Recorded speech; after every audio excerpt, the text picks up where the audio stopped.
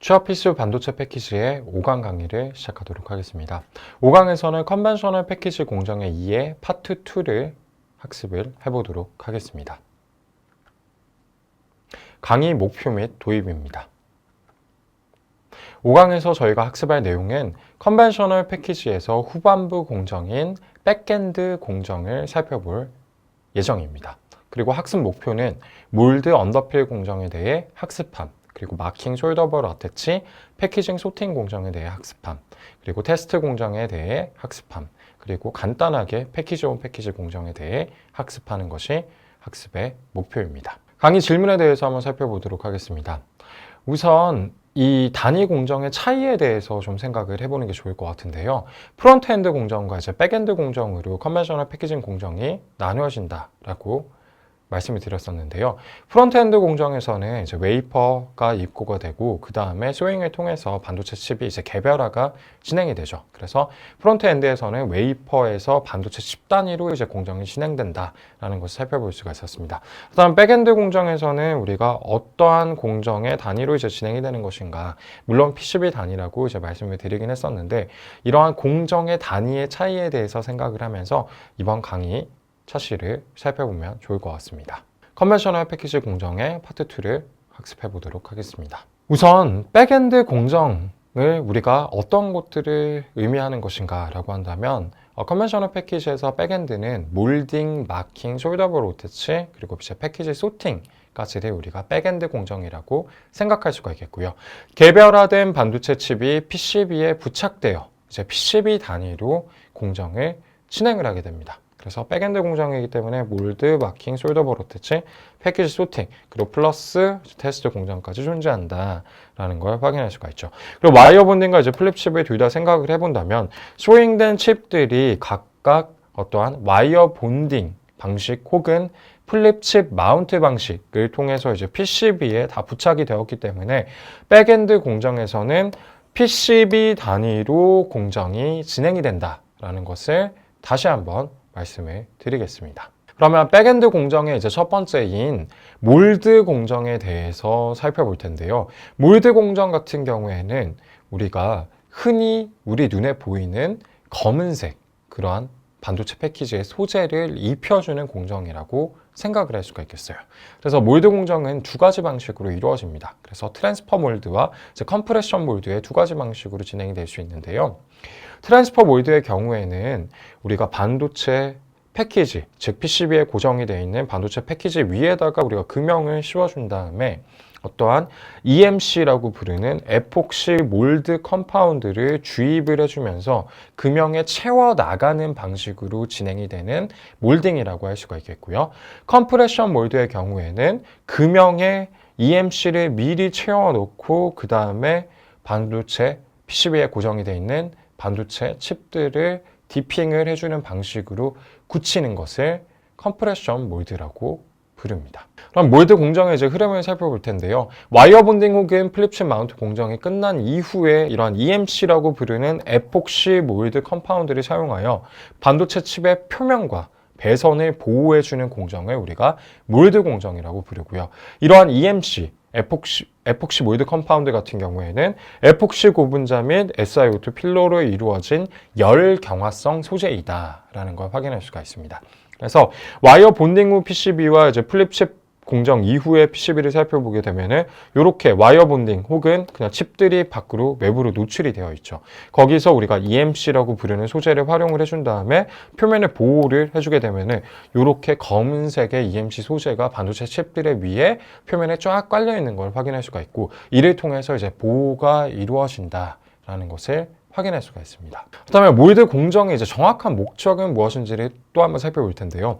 앞서 이야기하였듯이 반도체 칩에 이제 보호를 해주는 역할도 하지만 몰드 공정을 통해서 우리가 신뢰성을 확보하고자 하는 목적도 존재합니다. 그래서 몰드 공정을 통해 EMC를 반도체 칩의 표면에 도입하고 그래서 반도체 칩에 보호하는 것에 이제 그치는 것이 아니라 반도체 칩을 수분과 열로부터 보호하여 전자기기의 신뢰성을 확보하는 것이 몰드 공정의 또 다른 목적이라고 할 수가 있겠어요. 그래서 EMC 소재 같은 경우에는 이제 고분자와 필러를 가지고 있기 때문에 수분과 수분의 어떠한 흡습을 방지해주고 열을 효과적으로 방출할 수 있게끔 또 소재가 설계가 됩니다. 그렇게 함으로써 이제 전자기기의 신뢰성을 확보하는 것을 또 목표로 한다라는 걸 확인할 수가 있습니다. 그래서 몰드 공정의 종류에서 우리가 트랜스퍼와 이제 컴프레션 몰드를 살펴보았는데요. 이 트랜스퍼 몰드의 모식도를 한번 조금 좀 살펴보자면 트랜스퍼 몰드를 통해 이제 EMC가 채워지는 과정이 이렇게 보이죠. 그래서 앞서서 이야기했듯이 이제 금형을 채워나가는 방식이다라고 이야기를 했었는데 실제적으로 몰드가 이렇게 끝에서부터 쫙 채워져 나가는 방식으로 최종적으로 반도체 패키지 표면을 다 보호하는 걸 확인할 수가 있어요. 그래서 처음에는 이렇게 조그만한 반도체 패키지가 이제 보이지만 이 몰드가 끝나고 난 이후에는 전체적으로 다 보호가 되고 있기 때문에 당연히 이제 반도체 패키지의 보호와 그리고 신뢰성을 확보를 할 수가 있다라는 걸 확인할 수가 있습니다. 몰드뿐만이 아니라 이제 언더필이라고 부르는 또 공정이 존재합니다. 그래서 이 언더필이라고 부르는 공정은 사실 몰드 공정과 이제 함께 가는 공정이라고도 생각을 할 수가 있겠어요. 그래서 와이어 본딩 패키지를 우리가 먼저 한번 생각을 해볼 텐데요. 와이어 본딩 패키지 같은 경우에는 PCB에 부착을 하기 위해서 다이 어태치 필름을 활용한 다이 어태치 공정을 통해서 PCB에 와이어 본딩 패키지가 부착이 되기 때문에 이미 와이어 본딩 패키지의 하단은 어떠한 다이 어태치 필름이라는 것이 보호를 하고 있습니다. 그렇기 때문에 사실 몰드 공정을 통해서는 와이어 본딩 패키지 같은 경우에는 반도체 칩의 표면만, 즉 윗부분만 보호를 해주면 되지만 플립칩 패키지를 저희가 생각을 해본다면 플립칩 패키지 같은 경우에는 솔더 범프와 이제 PCB 사이를 우리가 플립칩 마운트를 통해서 부착을 해주고 그 다음에 리플로우 공정을 통해서 이제 금속 간 결합을 이루게 되는데 금속 간 결합을 이루고 나게 된 이후에도 우리가 생각을 해본다면 숄더 범프 사이에는 사실 틈이 존재해요. 그렇기 때문에 이러한 틈들에 어떤 외력이 가해진다면 데미지에 의해서 당연히 깨짐이 발생을 할 수가 있겠죠. 그래서 이러한 깨짐들을 발생하는 것을 우리가 깨짐이 발생하는 것을 방지해주기 위해서 플립칩 마운트, 즉 플립칩 패키지의 숄더 범프의 틈새를 메우며 보호하는 어떠한 공정을 진행을 하게 되는데 이러한 공정을 우리가 언더필 공정이라고 불러주게 돼요.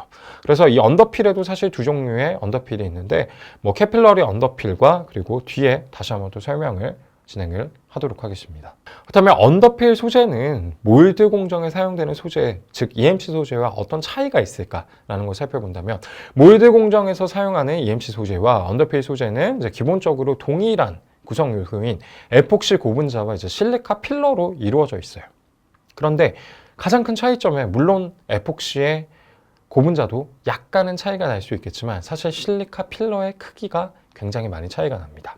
그래서 몰드 공정 같은 경우에는 사실 반도체 칩의 표면을 보호하는 것에 주안점을 두고 있다면 언더필 같은 경우에는 플립칩 패키지에서 솔더 범프 사이를 이제 헤집고 들어가야 되기 때문에 언더필 소재가 이 솔더 범프 사이로 침투하기 위해서는 언더필 소재의 실리카 필러 입자 크기가 훨씬 작을 수밖에 없어요. 그래서 그림을 살펴보게 된다면 EMC에 사용되는 실리카 필러의 크기가 이 정도라고 한다면 언더필에 사용되는 실리카 필러의 크기는 굉장히 작은 것을 확인할 수가 있습니다. 그래서 언더필 공정에 대해서 이제 두 가지 공정이 존재하는데 첫 번째 캐필러리 언더필에 대해서 살펴보도록 하겠습니다. 이 캐필러리 언더필이라는 이름에서 알 수 있듯이 캐필러리라는 것은 이제 우리가 모세관이라고 불러요. 그래서 모세관 방식으로 언더필을 진행을 하기 때문에 캐필러리 언더필 방식 혹은 CUF 방식이라고 부르고요. 언더필 소재를 솔더 범프에 모세관 현상을 통해서 이제 주입을 해주는 방식입니다. 그리고 이러한 캐필러리 언더필이 진행이 완료가 되고 난 이후에 반도체 칩의 표면에 이제 몰드 공정을 또 추가적으로 진행을 해줘야 돼요. 그래서 캐필러리 언더필의 이제 흐름을 살펴본다면 처음에 플립칩 마운트가 끝난 반도체 패키지가 존재하고 그 다음에 이 캐필러리 언더필을 통해서 언더필을 하단에 주입을 해주죠. 그리고 난 다음에 위쪽에다가 몰드를 통해서 마무리를 해주는 오버몰딩 공정을 진행을 하게 됩니다. 그러면 모세관 현상이라는 게 이제 무엇인가라고 한다면 굉장히 작은 틈이 존재한다면 우리가 액체를 그 작은 틈 사이에 이제 옆에 놓게 된다면 그 틈이 액체를 빨아들이는 현상을 우리가 모세관 현상이라고 불러요.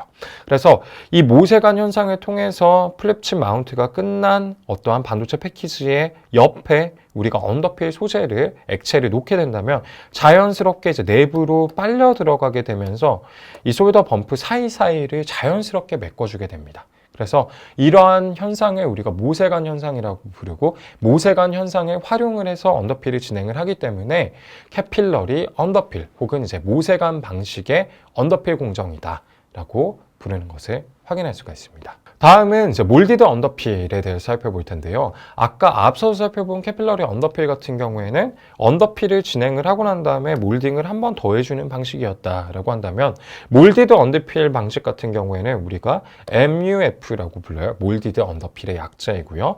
그냥 몰드를 진행하면서 플립칩 패키지의 하단까지 다 메꿔버리는 방식입니다. 그래서 EMC를 활용을 하여서 몰드와 언더필을 동시에 진행하는 방식입니다. 그렇다면 앞서서 이야기를 했을 때 몰드에 활용이 되는 EMC 소재의 실리카 필러 같은 경우에는 굉장히 사이즈가 크고 언더필에 활용이 되는 실리카 필러 같은 경우에는 사이즈가 작은 것이 아니었나 라고 이제 질문을 할 수가 있을 텐데요. 그렇기 때문에 실리카 필러의 크기를 최대한 잘 맞춰서 몰드와 그리고 언더필에 둘 다 적합하게끔 동시에 진행할 수 있게끔 어떠한 EMC 소재를 제조를 해야 돼요. 그렇기 때문에 매우 고도화된 소재의 기술력이 필요합니다. 그래서 사실 몰디드 언더필 같은 경우에는 굉장히 편할 수가 있겠지만 소재 관점에서 생각을 해본다면 굉장히 어려운 기술이기 때문에 사실 지금도 이제 이러한 캐필러리 언더필을 진행을 하고 그 위에 이제 오버몰딩을 진행하는 공정을 더 많이 진행하고 있다. 왜냐하면 소재 관점에서 봤을 때 이 MUF를 사용을 하는 방식이 훨씬 더 가격이 비쌀 수 있기 때문이다 라는 것을 확인할 수가 있습니다. 이러한 언더필 그리고 이제 몰드 공정이 끝나고 나면은 마킹 공정으로 넘어가게 되는데요. 마킹 공정 같은 경우에는 반도체 패키지 표면에 반도체의 종류, 제조사 등의 제품에 대한 정보와 고객이 원하는 특정 표식 등의 무늬, 기호, 숫자를 새기는 공정을 우리가 마킹 공정이라고 부릅니다. 그리고 마킹 공정을 통해서 우리가 반도체 패키지의 표면에 QR 혹은 이제 바코드를 넣게 되고요. 이러한 QR과 바코드를 통해서 중요 제조 정보를 확인할 수가 있습니다. 그리고 마킹 같은 경우에는 레이저를 활용하여서 EMC의 표면에 새겨지는 방식으로 진행이 된다라는 걸 확인할 수가 있고요. 패키지 마킹 전과 패키지 마킹 후를 살펴본다면 당연히 마킹 전 같은 경우에는 검은색 EMC 소재가 이렇게 그냥 올라가 있는 상태라고 생각을 할 수가 있겠죠.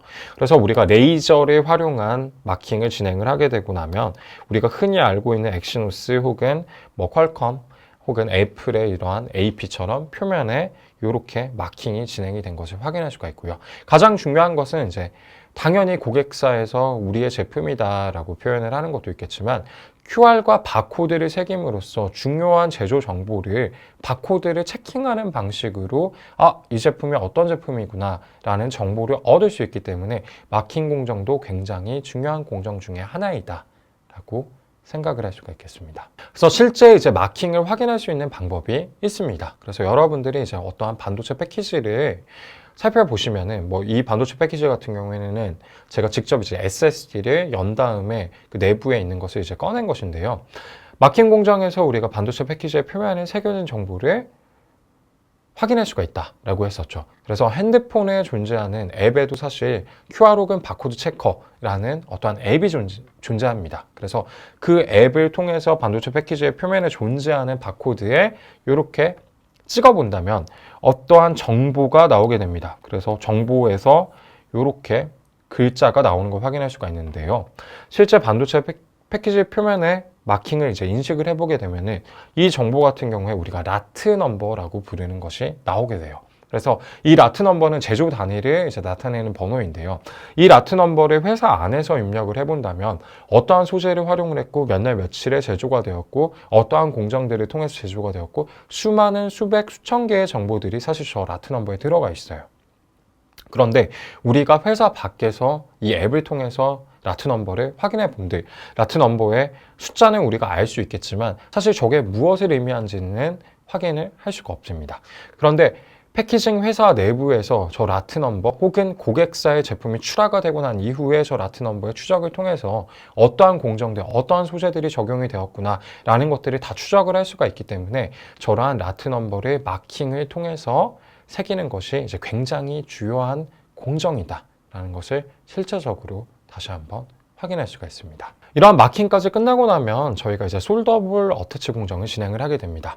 당연히 볼 그리드 어레이 제품으로 우리가 제조를 하기 때문에 이 와이어 본딩 혹은 이제 플립칩 마운트가 끝나고 난 이후에 뭐 몰딩과 마킹이 다 끝나고 나면은 마지막에 우리가 다른 곳에 반도체 패키지를 연결하기 위해서 솔더볼들을 이렇게 PCB 하단에 연결을 해줘야 돼요. 그래서 반도체 패키지를 다른 보드 혹은 회로에 실장할 수 있게끔 솔더볼을 부착하는 공정을 우리가 솔더볼 어태치라고 부르고요. 앞선 강의에서도 이야기하였듯이 솔더볼은 플립칩 패키지의 솔더 범프 대비 수배에서 수십 배 혹은 수백 배까지도 사실 클 수가 있어요. 그래서 실제 솔더 범프와 솔더 볼의 단면 사진을 비교해 보면은 정말 압도적으로 크기 차이가 나는 것을 확인할 수가 있습니다. 그리고 솔더 볼을 통한 이제 외부 실장이 진행이 되는 것이 당연히 볼 그리드 어레이 방식의 이제 핵심이라고 할 수가 있겠습니다. 이렇게 솔더볼 어태치가 끝나고 나면은 이제 패키지를 하나하나 다시 이제 개별화를 시켜줘야 돼요. 이 개별화 어디서 본 것 같은데? 라고 한다면 우리가 백랩을 진행을 하고 나서 이제 소잉을 진행을 했었죠. 소잉을 통해서 웨이퍼를 반도체 칩들로 우리가 개별화를 시켰었는데 패키지 소팅 같은 경우에는 패키지가 완성이 되고 난 이후에 이제 반도체 패키지를 개별화하는 공정이라고 생각을 할 수가 있겠어요. 그래서 이 마킹까지 끝나 있는 상태, 그리고 솔더볼 어태치까지 끝나 있는 상태이기 때문에 끝나 있는 상태인데 생각을 해본다면 PCB 단위 공정으로 계속 진행이 되고 있어요. 그러면 이 PCB 단위 자체로 우리가 고객사에 납품을 할 수가 없기 때문에 물리적인 블레이드 소를 활용을 해서 패키지를 하나하나 절단을 해줌으로써 개별화된 반도체 패키지를 만들어주는 공정을 우리가 패키지 소팅 공정이라고 부르고요. 옆에 그림을 살펴보게 된다면 실제적인 이제 블레이드 소를 활용을 해서 패키지를 소팅하는 장면을 살펴볼 수가 있습니다. 이러한 패키지 소팅까지가 끝나고 나면은 이제 실제적인 반도체 패키지 제품이 완성이 되었다고 할 수가 있겠어요. 그런데 반도체 패키지 제품이 완성이 되었다고 해서 당연히 바로 고객사로 출하가 될 수가 없겠죠. 물론 공정 중에 지속적으로 어떤 불량이 존재하는지를 확인하고 있지만 어찌되었든 고객사에 출하가 되기 전에 우리가 테스트 공정을 진행을 해야 됩니다. 그래서 테스트 공정 같은 경우에 우리가 공정의 흐름을 좀 살펴보자면 개별화된 반도체 패키지는 테스트 공정을 통해 양품만 고객사로 이제 출하가 되게 됩니다. 그래서 패키지 테스트 공정은 패키지를 테스트 소켓에 위치하여 진행하게 되고요. 테스트 소켓은 테스트 보드에 무수히 많이 설치가 되어 있습니다. 그래서 완성된 패키지를 우리가 테스트 소켓에 넣고 이 테스트 소켓은 어떠한 테스트 보드에 수없이 많이 설치가 되어 있기 때문에 우리가 어떤 제품을 만들고 나서 대표적으로 몇몇 개를 이러한 테스트 소켓 혹은 테스트 보드에 넣고 우리가 테스팅을 하는 경우도 있고 그 다음에 그런 샘플링이 아니라 전수로 모든 반도체 칩을 테스트 보드에 위치를 한 다음에 우리가 테스팅을 진행을 하는 경우도 있습니다. 그래서 실제적인 이제 테스트 소켓에 그림이 이렇게 나와 있는 것을 확인할 수가 있습니다. 그렇다면 테스트 공정의 이제 목적은 무엇일까요? 라고 한다면 사실 테스트 공정의 가장 큰 목적은 신뢰성의 확보입니다. 신뢰성이 지속해서 이제 나오는 걸 확인할 수가 있는데요. 테스트 공정에서는 이제 여러 가지 테스트를 진행을 하게 돼요. 그래서 그 여러 가지 테스트의 종류를 살펴본다면 온도별 테스트, 속도별 테스트, 그리고 전기 동작별 테스트를 통해서 이 반도체 패키지가 제대로 작동하는 반도체 패키지이구나 라는 신뢰성을 확보해 주는 것을 우리가 목표로 한다 라고 생각을 할 수가 있겠고요.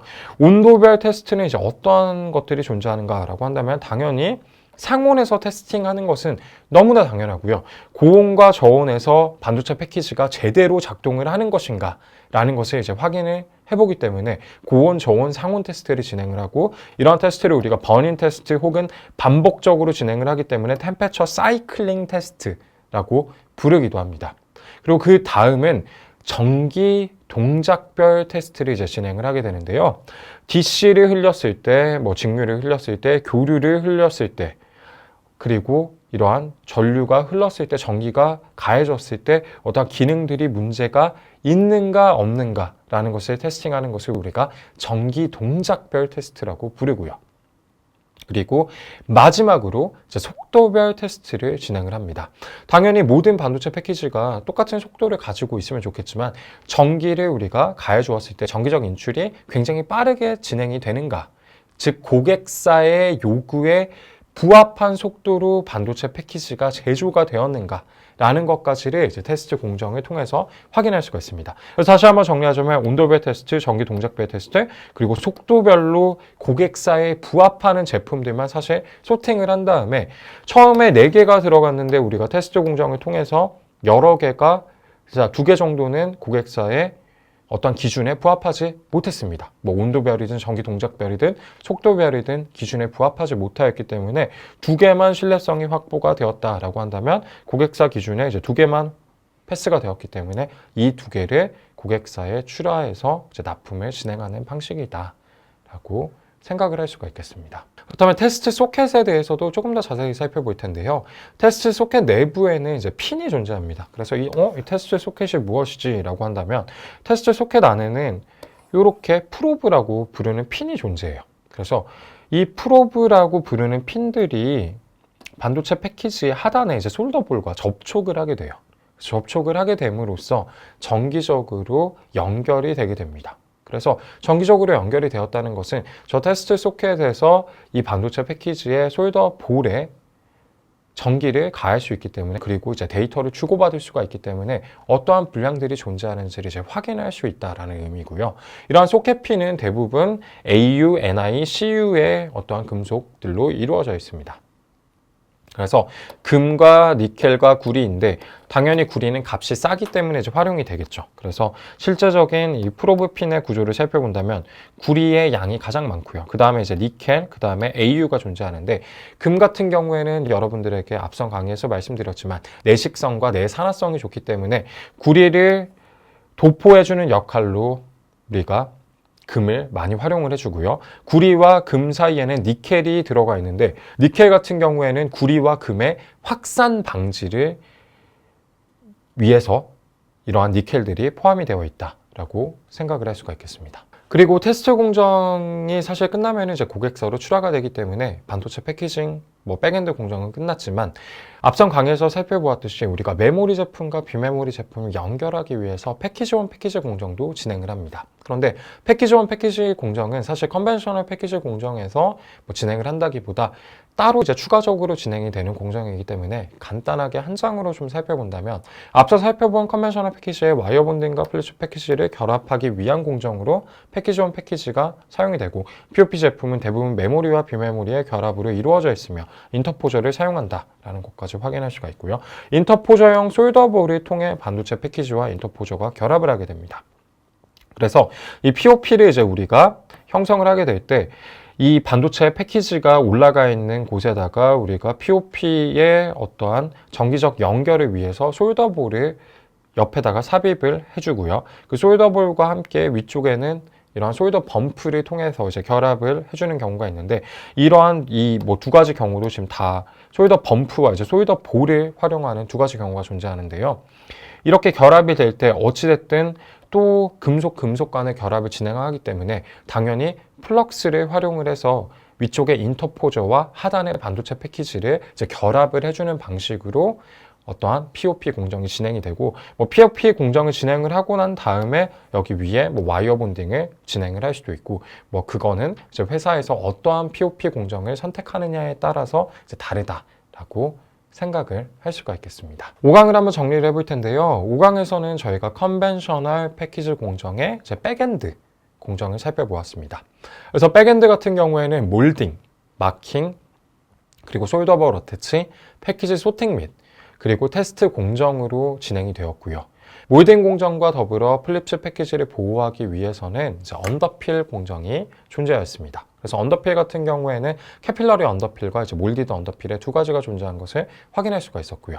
그다음에 이러한 것들이 뭐 백엔드 공정이 끝나고 나면 우리가 테스트 공정으로 연결이 되었는데, 테스트 공정에서는 온도별, 전기 동작별, 속도별 테스트가 진행이 되고 양품들만 이제 고객사로 납품이 된다는 것을 확인할 수가 있었습니다.